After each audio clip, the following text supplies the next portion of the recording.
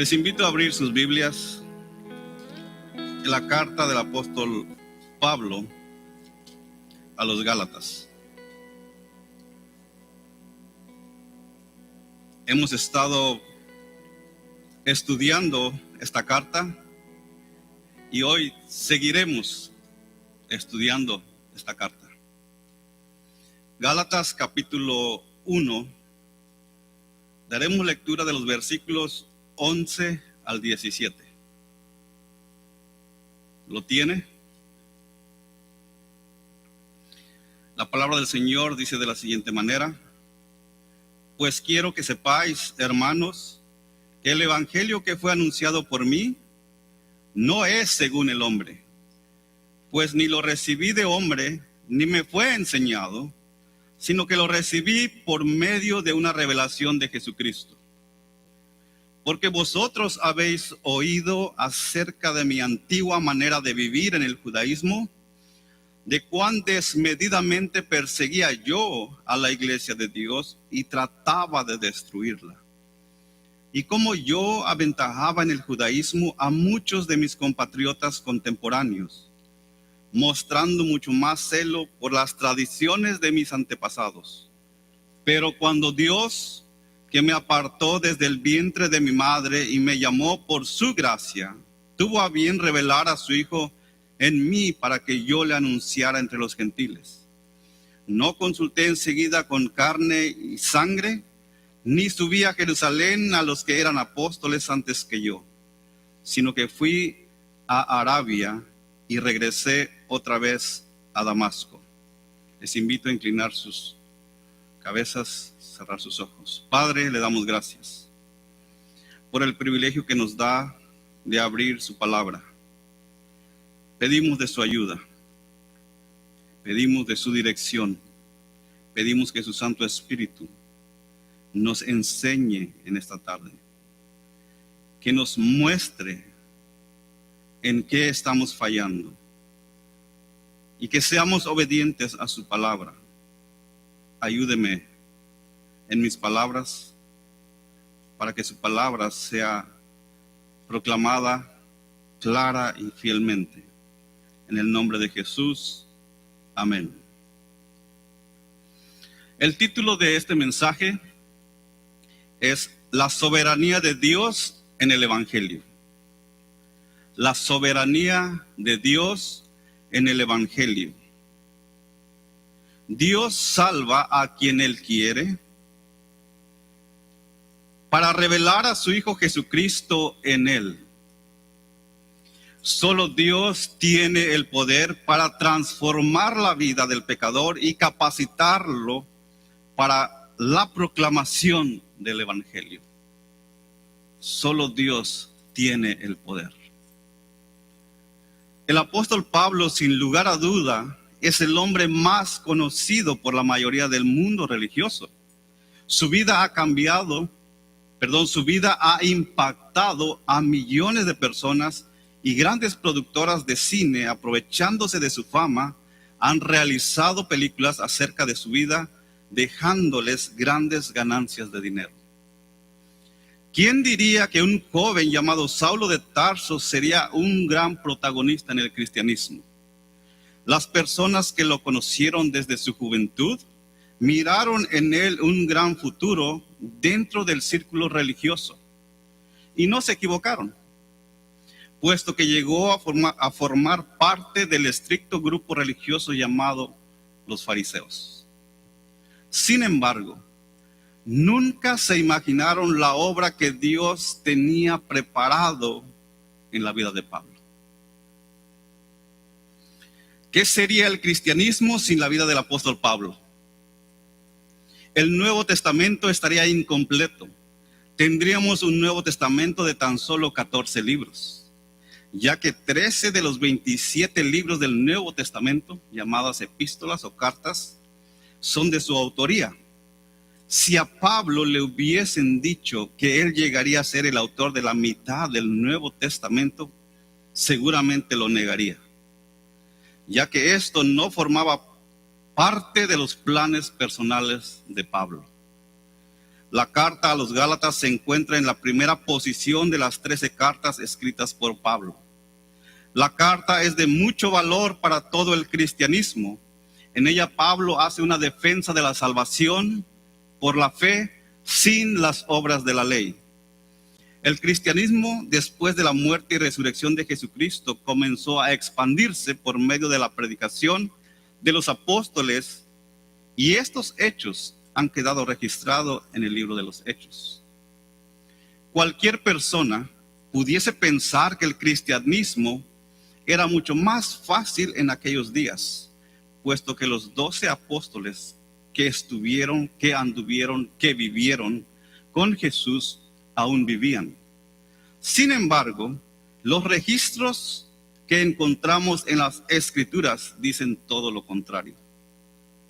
La predicación del Evangelio era proclamada por los apóstoles con convicción y valentía, no agradando a los hombres sino a Jesucristo.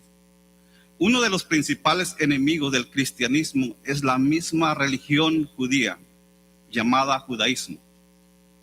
El judaísmo no solamente hacía referencia a la religión judía, sino también a sus costumbres y formas de vida.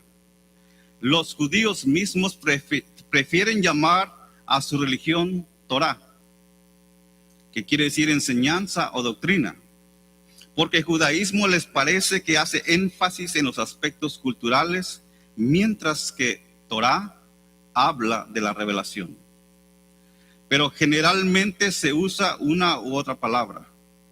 No hay duda que Pablo aplicaba el vocablo tanto a la religión como a las costumbres judías cuando usaba dicho término.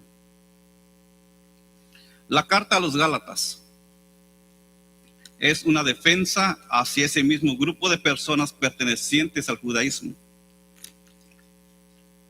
que habían viajado desde Jerusalén hacia la región de Asia Menor, en donde se encontraban situadas las iglesias de Galacia. Habían llegado hasta ahí con la intención de corregir a los cristianos, porque a ellos les parecía que la justificación solo era genuina cuando la fe iba acompañada con obras. Las obras a las cuales ellos se referían era la obediencia a las leyes del Antiguo Testamento, y en especial a la llamada circuncisión, a la cual Pablo, en su celo por el Evangelio y amor por los hermanos, reprende duramente a estos falsos maestros. Y escuche las palabras que Pablo usa refiriéndose a ellos en el capítulo 5 de Gálatas, versículo 12. Y escuche: ojalá que los que os perturban también se mutilaran. Mire lo que dice en la traducción viviente, este mismo versículo.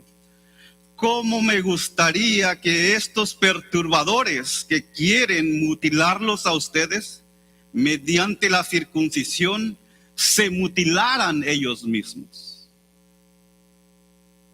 ¿Quiere escucharlo un poco más claro? Hay una traducción, lenguaje actual, que lo dice un poco más claro a nuestros días.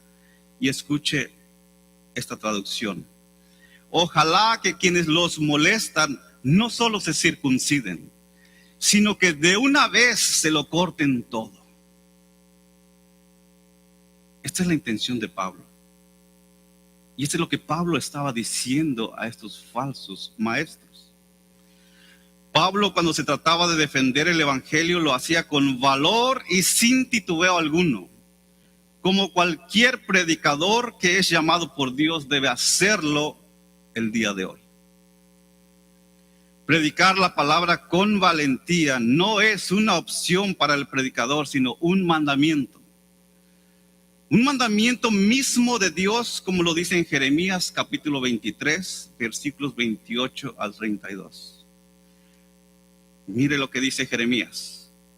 El profeta que tenga un sueño, que cuente su sueño. Pero el que tenga mi palabra, que hable mi palabra con fidelidad.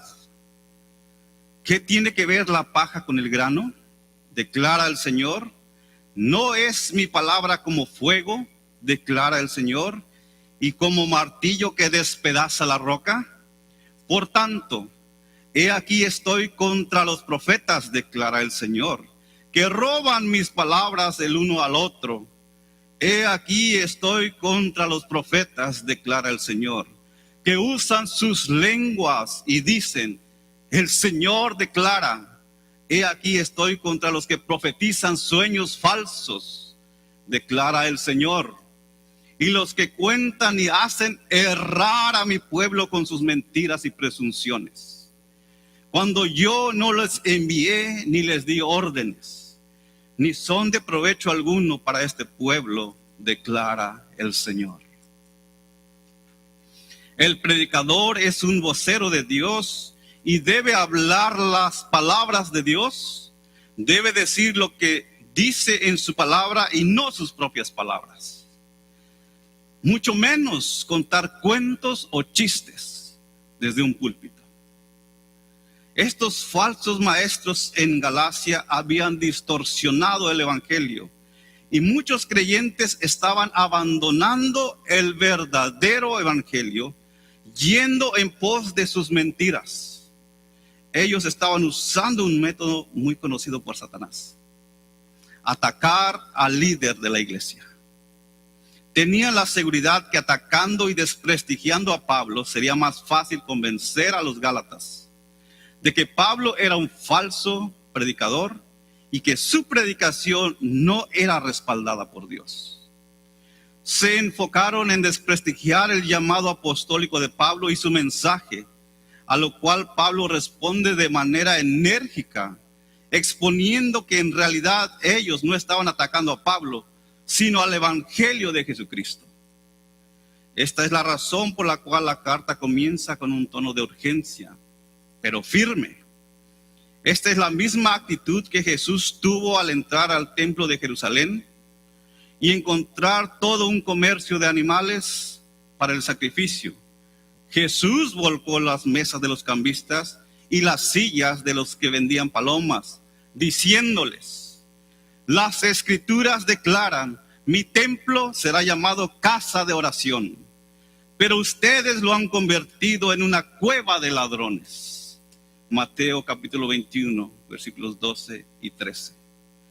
Habrá momentos en la vida que el creyente tendrá que tomar decisiones firmes en contra de aquellos que estén enseñando un evangelio diferente al que tenemos revelado en las Escrituras, y tenemos que tomar una posición firme, y se debe hacer sin temor a las consecuencias. Quizás le cueste su trabajo, amistades, la cárcel o el desprecio de su propia familia, pero nunca comprometer el contenido del evangelio. Pablo comienza su carta defendiendo el evangelio y su llamamiento apostólico. Eso lo podemos ver por todo el capítulo 1 y parte del capítulo 2. Esta es una defensa en contra de los falsos maestros que estaban engañando a los creyentes, haciéndoles creer que la verdadera libertad se encontraba en la ley y no en el evangelio que Pablo predicaba. El versículo 1, rápidamente, vamos a correr ahí por los primeros versículos. Pablo afirma su llamamiento apostólico. Pablo, apóstol. Y dice, no de parte de hombres, sino de Dios. Versículos 3 al 4, la salvación es el plan eterno de Dios. La salvación es el plan eterno de Dios. Jesús entregó su vida por nuestros pecados para rescatarnos y librarnos de este mundo de maldad. Versículos 6 y 7, Pablo nos dice, no hay otro evangelio. Pablo se encuentra asombrado como los creyentes tan pronto se habían apartado de Dios, quien los llamó a sí mismo por medio de la amorosa misericordia de Dios, de Cristo, siguiendo un evangelio diferente que aparenta ser la buena noticia, pero en realidad no hay otro evangelio. sino que estaban siendo engañados por los falsos maestros que a propósito distorsionaban la verdad acerca de Cristo. Y ese es el mismo propósito de los falsos predicadores hoy en día: distorsionar la palabra inmutable de Dios.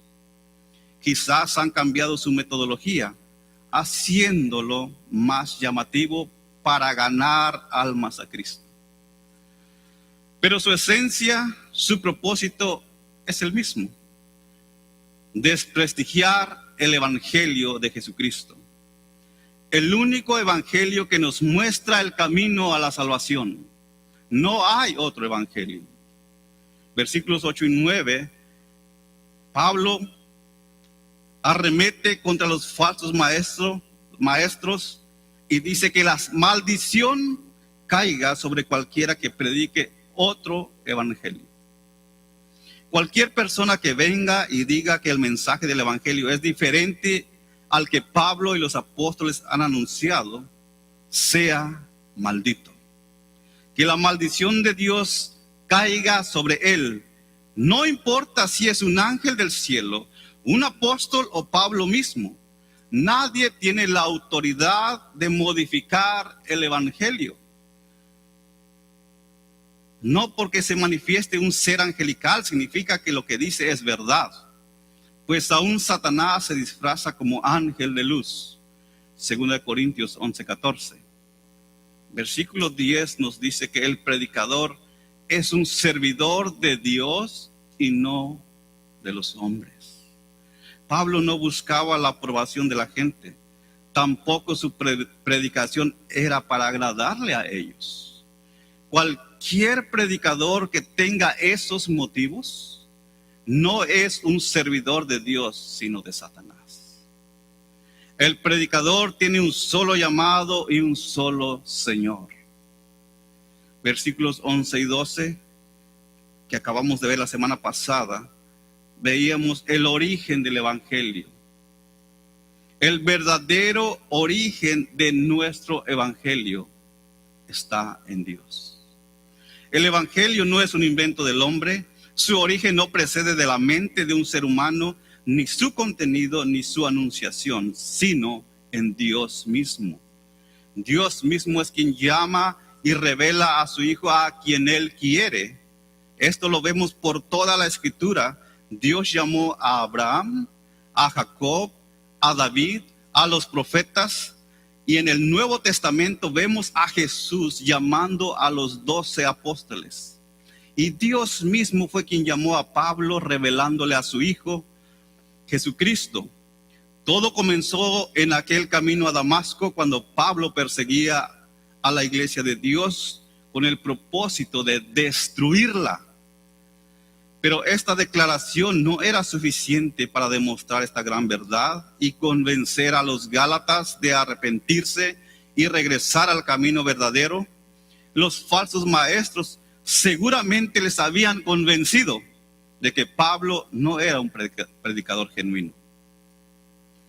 Porque en su predicación porque según ellos decían que Pablo en su predicación solamente exaltaba a Jesucristo, y en su muerte y en su resurrección, y no enseñaba a guardar la ley. Eso era lo que los falsos maestros les habían enseñado y les habían convencido. Gálatas capítulo 3 versículos 2 y 3 dice lo siguiente: esto es lo único que quiero averiguar de vosotros. ¿Recibisteis el Espíritu por las obras de la ley o por el oír con fe? ¿Tan insensatos sois? Habiendo comenzado por el Espíritu, ¿vas a terminar ahora por la carne? El evangelio de la libertad no se encuentra en las obras de la ley, sino en Jesucristo. Todos sabemos que para que algo sea verdadero, o sea creído como verdad o genuino, tiene que haber evidencias claras y pruebas que respalden esa verdad. Nadie creerá que algo es verdadero hasta que se le muestren las evidencias. La resurrección de Jesucristo no sería verdadera sin una tumba vacía. El poder de Cristo sobre la muerte sería una mentira si Él nunca hubiese resucitado. Sin embargo, hay una tumba vacía y testigos oculares que vieron a Cristo resucitado. Creemos que Jesucristo resucitó porque lo dice su palabra y porque hay evidencias que respaldan ese gran acontecimiento.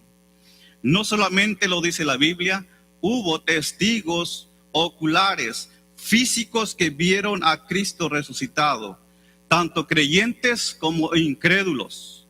Los guardias de la tumba fueron testigos de la resurrección de Cristo. María Magdalena, sus discípulos, y luego se les apareció a más de 500 hermanos a la vez, como lo dice 1 Corintios capítulo 15, versículo 6. La arqueología también respalda la resurrección de Cristo.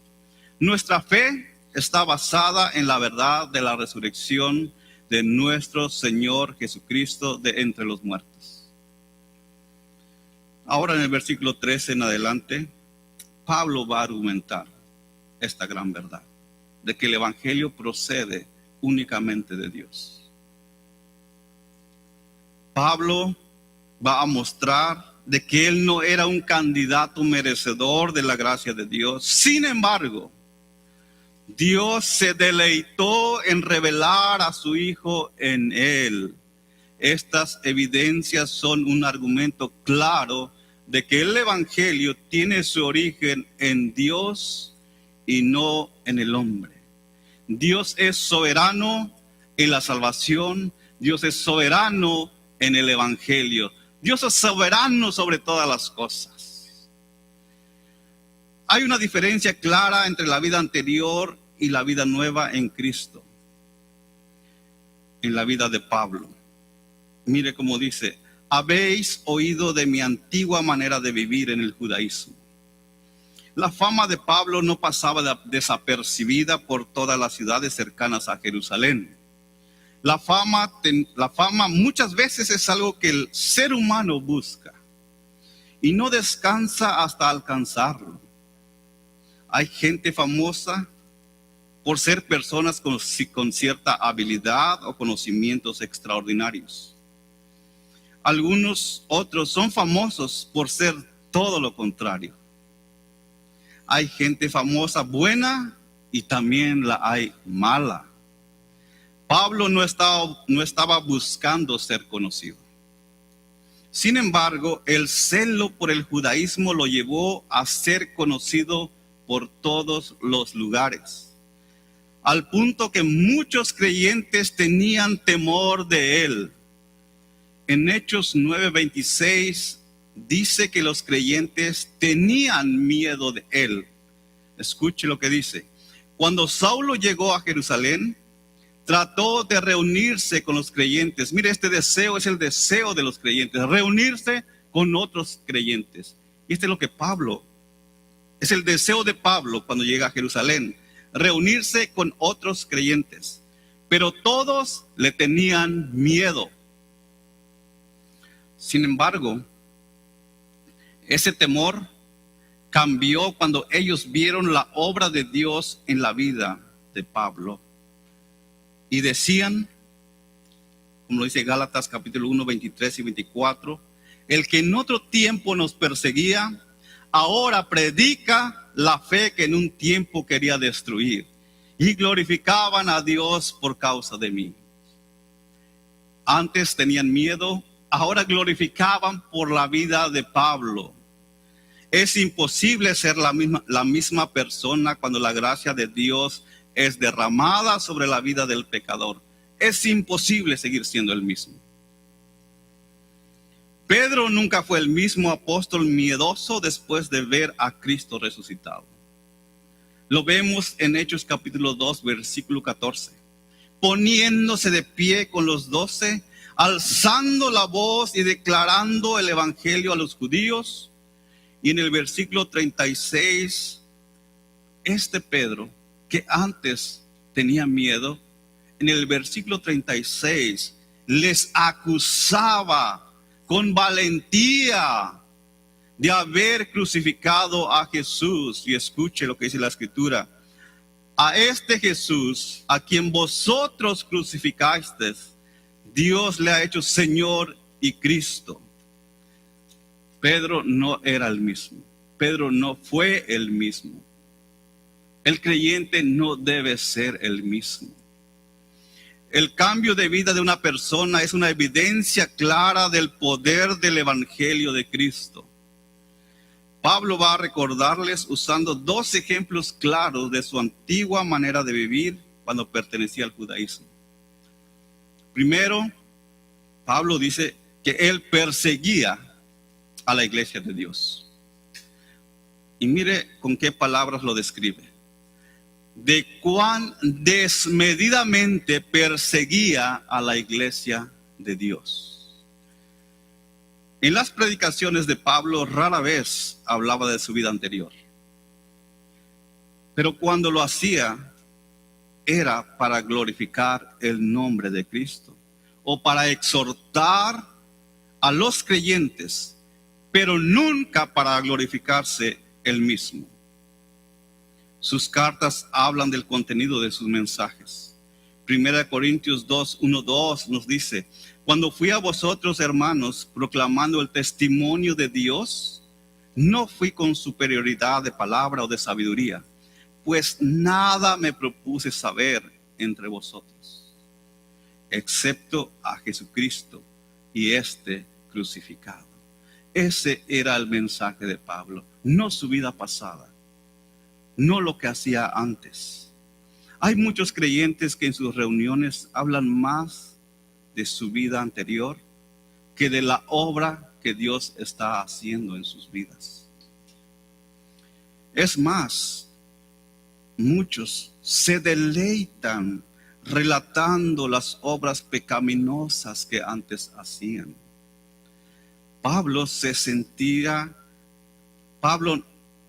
no se sentía orgulloso de su vida pasada, sino que estima como pérdida, como basura todas las cosas en vista del incomparable valor de conocer a Cristo Jesús, como lo dice en Filipenses capítulo 3 versículo 8. Pablo no se siente orgulloso al descubrir de una manera explícita lo que antes hacía, sino que lo expone para glorificar a Dios a pesar de sentir vergüenza. Pablo dice que perseguía a la iglesia con violencia. Él hizo sufrir a los creyentes con mucha violencia, de una manera desmedida, exagerada, excesiva. Lo resumimos en una palabra: de una manera bestial.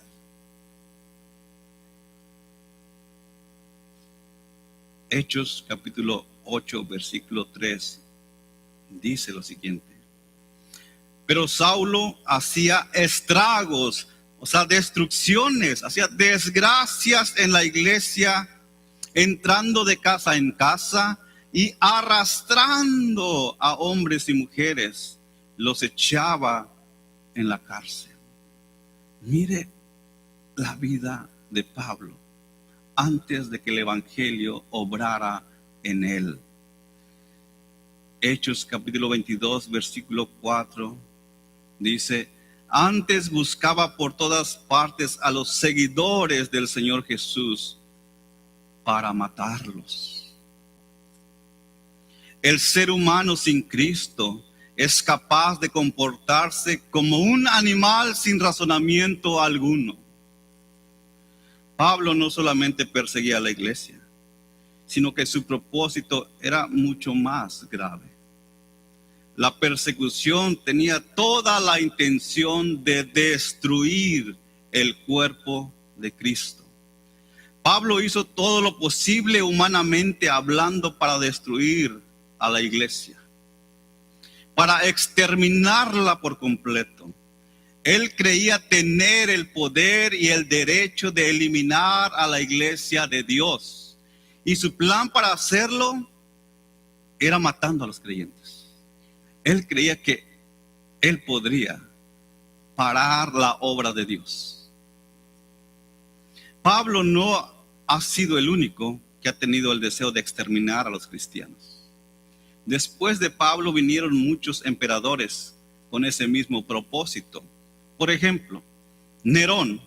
Nerón es conocido como el primero y el peor y el más conocido de los césares psicópatas.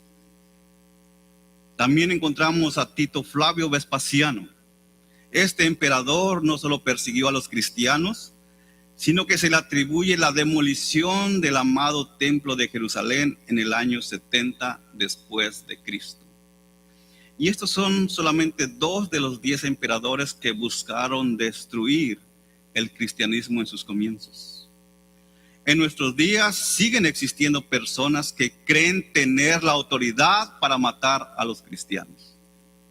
En Corea del Norte ocupa el primer lugar a nivel mundial de la lista de persecuciones en el año 2023.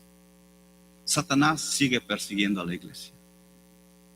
Satanás no cesa, no toma break, no se va de vacaciones. La persecución a los cristianos no es obra del hombre, sino de Satanás, quien desde el principio ha perseguido a Cristo. Estas 2 maneras de actuar de Pablo solo muestran las atrocidades externas que él realizaba, pero no queda ahí.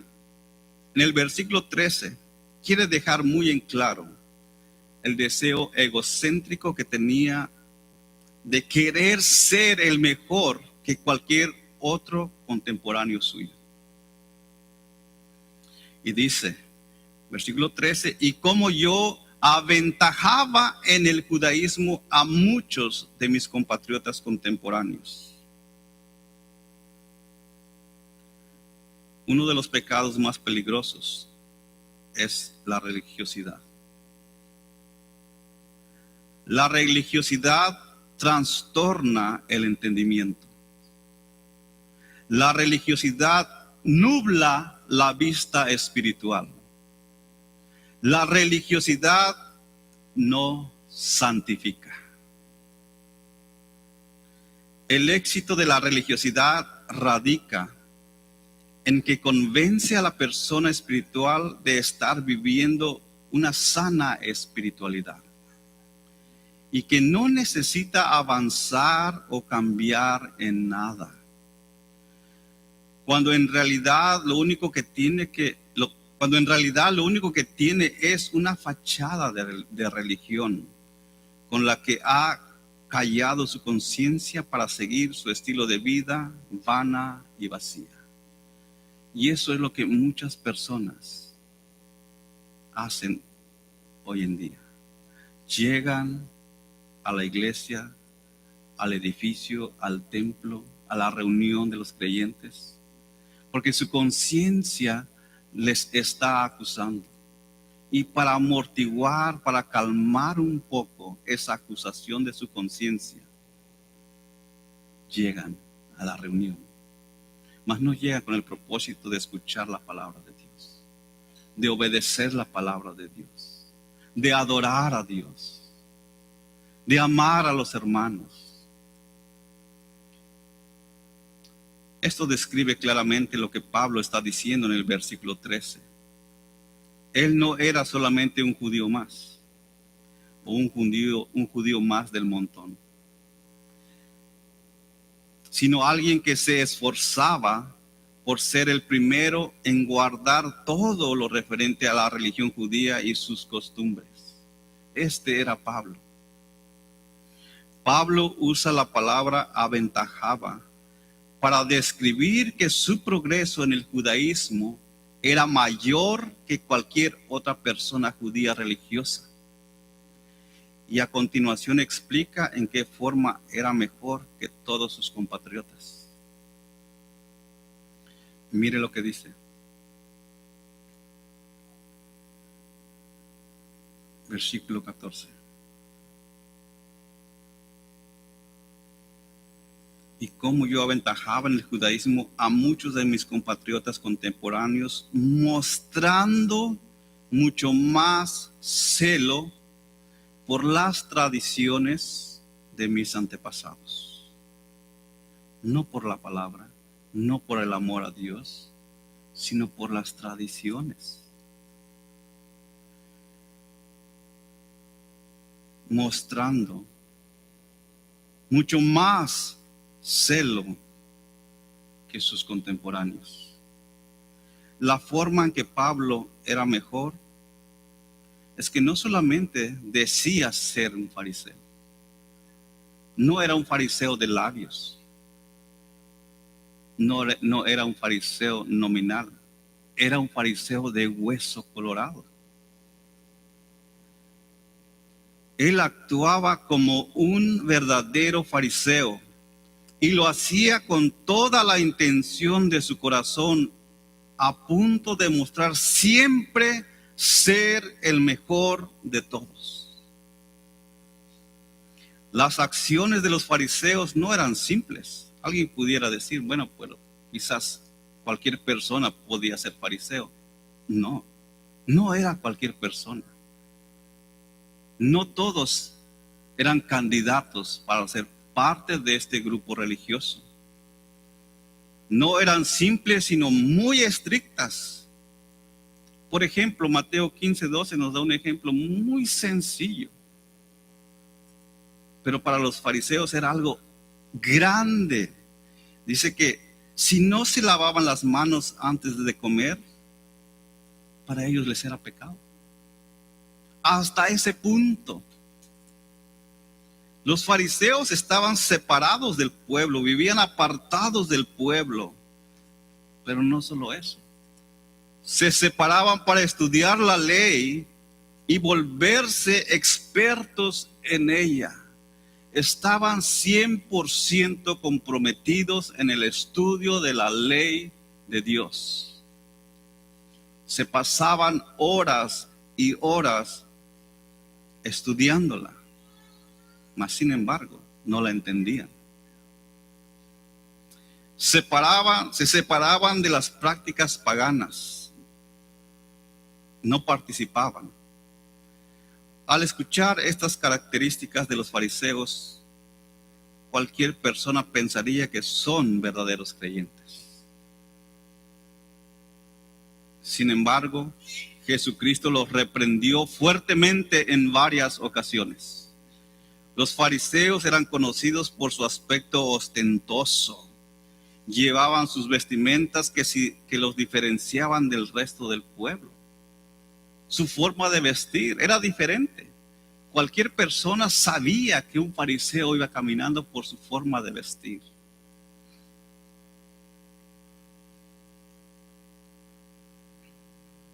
Además, estos fariseos eran famosos por ser minuciosos y celosos en la observancia de su interpretación de la ley, porque era su interpretación y no la verdadera interpretación, al punto de dejar morir a alguien para no contaminarse. No importa si es su familiar cercano. Y Pablo dice que él mostraba mucho más celo por las tradiciones de sus antepasados. Este era Pablo. La escritura es clara al condenar actos de religiosidad. Jeremías 9:14. Mire cómo la escritura condena estos actos. Jeremías 9:14 dice: en cambio, se pusieron tercos y siguieron sus propios deseos y rindieron culto a imágenes de Baal, como les enseñaron sus antepasados. Así que ahora esto dice el Señor de los ejércitos celestiales, Dios de Israel: mira, los alimentaré con amargura y les daré veneno para beber. Este es el Dios amoroso, que odia el pecado, odia la religiosidad, y cuando declara juicio, lo hace de una manera correcta. Colosenses capítulo 2, versículo 8, dice lo siguiente: No permitan que nadie los atrape con filosofías huecas y disparates elocuentes que nacen del pensamiento humano y de los poderes espirituales de este mundo y no de Cristo. Es imposible agradar a Dios teniendo un corazón religioso. El argumento de Pablo al recordarles su pasada manera de vivir era para mostrarles que es imposible que el evangelio tuviese su origen en el ser humano. Y de igual manera el evangelio no es la obediencia a ritos o costumbres religiosas. No se trata el evangelio de eso. No se trata de obedecer las leyes judías. El evangelio es de origen divino, de principio a fin. El evangelio es un tropiezo para cualquier persona que desee ganarse la salvación por su religiosidad. Los versículos siguientes, 15 y 16, Pablo va a exaltar la soberanía de Dios en la salvación. La soberanía de Dios en la salvación del hombre como evidencia de que el evangelio es de origen divino. Este es su segundo argumento a favor del origen del evangelio que es divino. Versículo 15 y 16. Pero cuando Dios, que me apartó desde el vientre de mi madre y me llamó por su gracia, tuvo a bien revelar a su Hijo en mí, para que yo le anunciara entre los gentiles. Vemos claramente en estos versículos la soberanía de Dios en la salvación del hombre. Y no solo en la de Pablo, pero en la de la salvación de todo creyente. Es Dios quien obra. Pablo en otras ocasiones ha dado testimonio de su conversión, en cómo Jesucristo se le reveló camino a Damasco. Pero en este versículo explica que en realidad él había sido apartado por Dios desde el vientre de su madre. No fue en el momento camino a Damasco, sino aún antes de él nacer. Es Dios quien toma la iniciativa en la salvación del hombre. Es Dios quien elige, llama y salva al pecador. La salvación no es una decisión humana, sino divina. Pablo ya les había dicho a los Gálatas que ellos mismos habían sido llamados por Dios. Ellos mismos habían sido escogidos por Dios, apartados por Dios, a quien ellos habían abandonado. Ahora dice que él mismo fue llamado de la misma manera que todos los creyentes. Pablo no fue la primera persona en la que vemos la soberanía de Dios al llamar a cierta persona para un ministerio especial. No fue el primero. Mire el llamamiento de Isaías. En Isaías capítulo 49, versículo 1. Isaías 49, versículo 1. Dice lo siguiente: escuchadme, islas, y atended, pueblos lejanos. Y aquí viene la declaración. El Señor me llamó desde el seno materno. Desde las entrañas de mi madre mencionó mi nombre. Dios conoció a Isaías, lo llamó desde el vientre de su madre y mencionó su nombre. Isaías fue conocido por nombre desde que estaba en el seno de su madre. Desde el mismo momento de la concepción, Dios ya lo conocía. Y Dios ya sabía el nombre de él. esta es la omnisciencia de Dios. Él conoce todo. Él nos conoce. No nos podemos esconder. Mire lo que dice más adelante, ahí mismo en el capítulo 49, versículo 5. Y ahora dice el Señor, el que me formó, dice, no solamente me conoció, Él es quien me formó desde el seno materno para ser su siervo. Ahora escuche las palabras de Dios a Jeremías. No solamente vemos el ejemplo en Isaías, también en Jeremías. Jeremías capítulo 1, versículo 5. Antes de que yo te formara en el seno materno, te conocí. Y antes que nacieras, te consagré. Te puse por profeta a las naciones. Dios conoció a Jeremías antes de que naciera. Dios consagró a Jeremías antes de que naciera. Dios puso como profeta a Jeremías para las naciones antes de que él naciese. Dios conoce a las personas aún antes de la concepción. Él conoce por nombre al creyente aún antes de nacer. Antes de que usted y yo naciéramos, Él ya nos conocía, ya sabía nuestro nombre. Esas son las mismas palabras que Pablo pronuncia aquí. Fue Dios quien me apartó desde el vientre de mi madre. Fue Dios, fue Él y no el hombre. En cambio, no dice, ni siquiera yo. Dice, fue Dios quien me apartó. Y es Dios mismo quien ha escogido y llamado a cada creyente para darle vida eterna, haciéndole partícipe de la herencia eterna, como lo dice Primera de Pedro 1:2. Mire lo que dice Primera de Pedro 1:2. Dios Padre los conocía y los eligió desde hace mucho tiempo. Y su Espíritu los ha hecho santos. Como resultado, ustedes lo obedecieron. Y fueron limpiados por la sangre de Jesucristo. Y nosotros podemos decir, amén.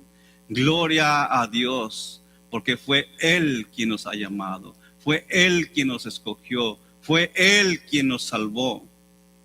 Pablo continúa diciendo que Dios se complació no solamente en llamarlo, sino en revelar a su Hijo en Él. La palabra revelar quiere decir descubrir para que puedan ver algo que está oculto o que está cubierto. Jesús usa esa misma palabra en Mateo 11:25, que dice lo siguiente. En aquel tiempo, hablando Jesús, dijo, te alabo, Padre, Señor del cielo y de la tierra. ¿Y por qué está alabando a su Padre? Él mismo nos lo dice. Porque ocultaste estas cosas a sabios e inteligentes y las revelaste a los niños. Nadie puede conocer a Cristo a menos que el Padre se lo revele. Pablo sabía de Cristo, mas no lo conocía. Esta gran verdad es para todos los creyentes. Dios se complace, Dios se goza en revelar a su Hijo a cada creyente. Y no solamente revelarlos, sino bendecirlos con toda bendición celestial, como lo dice el libro de Efesios, capítulo 1, versículos 3 al 6. Mire esta gran verdad de la palabra de Dios. Efesios capítulo 1, versículos 3 al 6. Y lo voy a leer de la Nueva Traducción Viviente. Toda la alabanza sea para Dios, el Padre de nuestro Señor Jesucristo, quien nos ha bendecido con toda clase de bendiciones espirituales en los lugares celestiales, porque estamos unidos a Cristo E incluso antes de haber hecho el mundo, Dios nos amó y nos eligió en Cristo para que seamos santos e intachables a sus ojos. Dios decidió de antemano adoptarnos como miembros de su familia al acercarnos a sí mismo por medio de Jesucristo. Eso es precisamente lo que Él quería hacer y le dio gran gusto al hacerlo. La Biblia de las Américas nos dice, nos predestinó conforme al beneplácito de su amor. Se deleitó al escogernos, al revelar a su Hijo a nosotros. El creyente es el receptor de la bondad y el amor infinito de Dios al conocer la hermosura de su Hijo amado Jesucristo. Esto debe darnos gozo. Esto debe darnos alegría y debe fortalecer nuestra fe de que nosotros a través de su palabra podemos conocer al Hijo de Dios, a nuestro Salvador. Ahora Pablo una vez más va a recordarles que es Dios mismo quien también lo envió a predicar este evangelio que transformó su propia vida. De perseguidor a predicador, de odiar a Cristo a dar su vida por Cristo, de matar a los creyentes a protegerlos, aún con su propia vida. ¿Quién puede hacer esto? ¿Quién diría que Pablo amaría a aquel a quien él odiaba con todo su corazón? ¿Quién diría que Pablo amaría a este grupo de personas llamados cristianos, a quien antes él mismo arrastraba hasta las cárceles? Y en muchas ocasiones él mismo dio la orden para que les quitasen la vida. Esto es la obra del evangelio. Solo Dios tiene el poder para transformar las vidas. Filipenses capítulo 1, versículo 24, Pablo dice lo siguiente: pues para mí el vivir es Cristo. Esto no lo podía decir antes, pero ahora puede decirlo. Pero para mí el vivir es Cristo y el morir es ganancia. El creyente debe decir estas mismas palabras. Para mí el vivir es Cristo y el morir es ganancia. Y Pablo sigue diciendo, pero si el vivir en la carne, esto significa para mí una labor fructífera, entonces no sé cuál escoger. Pues de ambos lados me siento apremiado, teniendo el deseo de partir y estar con Cristo, pues es mucho mejor. Sin embargo, continuar en la carne es más necesario por causa de vosotros. Esta declaración del apóstol Pablo era imposible escucharla de sus labios antes de que le fuese revelado a Cristo Jesús. Pero ahora lo puede decir. Y no solamente lo dice, Él lo demostró. Dios no apartó a Pablo únicamente para revelarle a Jesucristo, sino que también lo comisionó como el apóstol de los gentiles. Gentil era una persona no judía, una persona que no era descendiente de Israel.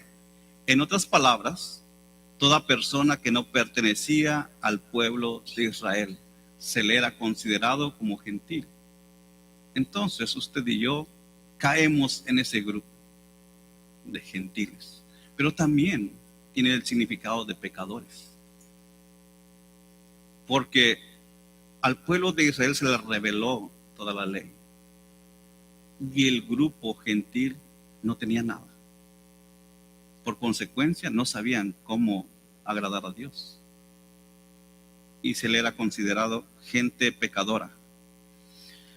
Camino a Damasco fue el lugar en donde Jesucristo donde Jesucristo mismo llama a Pablo para ser un instrumento de Dios. Y mire lo que dice Hechos capítulo 9, versículo 6. Él, temblando y temeroso, dijo: Señor, ¿qué quieres que yo haga? Y el Señor le dijo: levántate y entra en la ciudad y se te dirá lo que debes hacer. Pero mire la respuesta de Pablo: Señor, ¿qué quieres que yo haga?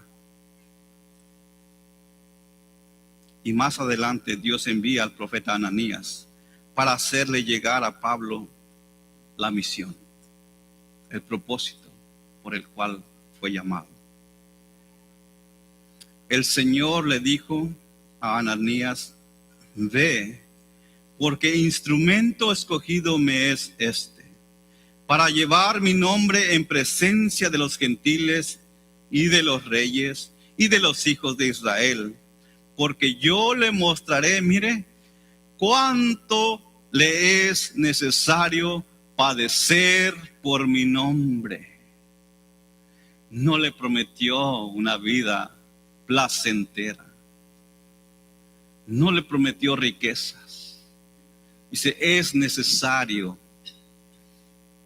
mostrarle cuánto debe padecer por mi nombre. Qué gran evidencia del Evangelio divino, transformando la vida de un perseguidor que arrastraba a los cristianos hasta encarcelarlos, por causa del celo que tenía por las tradiciones y costumbres judías. Esto solamente puede ser porque Dios es soberano en el Evangelio. Dios es soberano en la salvación. Y Dios es soberano sobre todas las cosas. Este relato de la antigua manera de vivir del apóstol Pablo es simplemente una evidencia de la soberanía de Dios en la salvación, revelando a su Hijo Jesucristo y comisionándolo como el apóstol de los gentiles. Para concluir, amados hermanos,